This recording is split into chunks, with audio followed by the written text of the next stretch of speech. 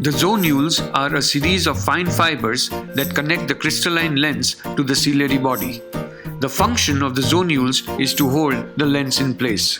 The zonular fibers arise from the pars plana and from the zonular plexus in the valleys of the ciliary processes and proceed to form the zonular fork, which forms the zonular limbs, anterior, equatorial and posterior, finally inserting into the lens capsule. The signs of panzonular weakness are well described in literature.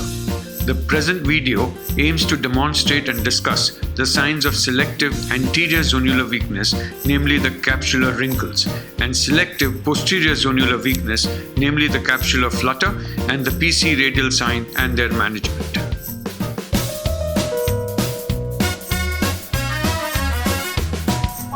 Let's demystify the zonular weakness and sing some jingles for the capsular wrinkles. Let's demystify the zonular weakness and sing some jingles for the capsular wrinkles. What if only the anterior zonules are weak? Then my dear friends, you all may be left shell-shocked. During capsular rhexis, notice the wrinkles of the anterior capsule beyond the rhexis margin. These take place because the anterior zonules are weak and there is no countertraction. A cohesive OVD may be used to prevent rhexis runoff. In such cases, one has to take care during cortical aspiration, and such bags may need an additional support with an endocapsular ring. What if only the anterior zonules are weak? Then my dear friends, you all may be left shell-shocked. When you perform the all-important capsular rhexis, there is attraction, no counter-traction. The anterior capsule will show the wrinkles, and she will try hard to extend and just run off. If you're not careful, she will desert you, and to the equator she will quickly take off. What if the posterior zonular limb becomes lax? Then surely the PC will bulge forward and become slack. Once the cortex is out, you may see some fine lines. Please do remember this, all you PC radial sign. During cortical aspiration, note the movement of the posterior capsule and its flowability with the cortex. As the cortex is stripped from the posterior capsule, there is neither any movement of the posterior capsule nor a flutter, thereby indicating strong posterior zonules. If the posterior zonules are weak, note how the posterior capsule follows the aspiration probe as the cortex is stripped off.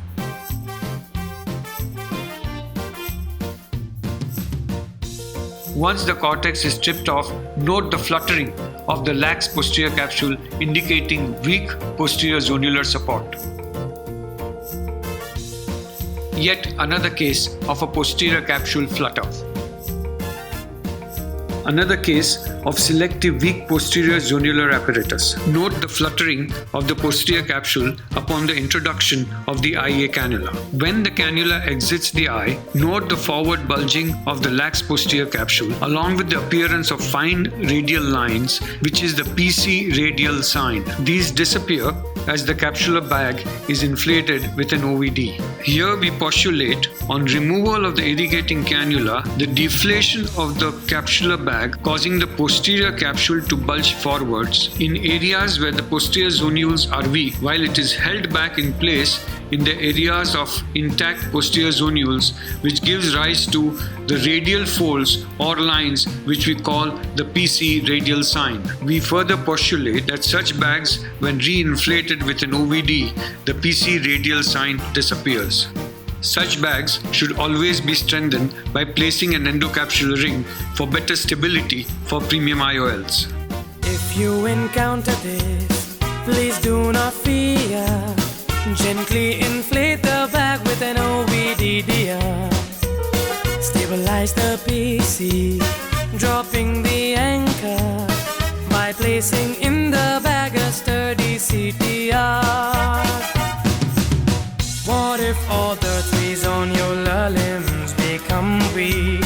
Then surely the surgical scenario does become bleak. It's the right time to stay calm and not panic, because the lens is a sinking Titanic.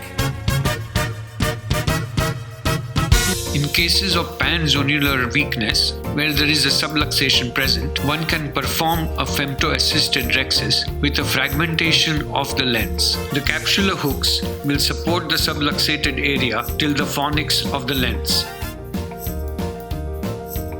This is followed by safe phacoemulsification in the bag, followed by the placement of the endocapsular ring in the bag.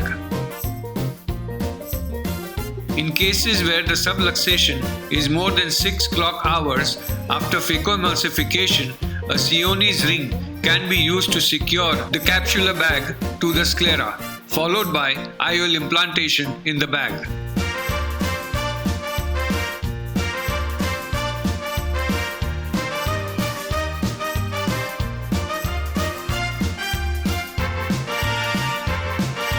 Deploy the capsular hooks, engage the Sionis. These are the lifeboats which are worth every penny.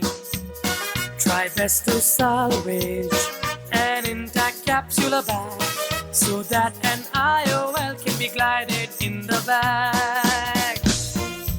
To summarize, the presence of capsular wrinkles while performing capsular rhexis is a sign of selective anterior zonular weakness.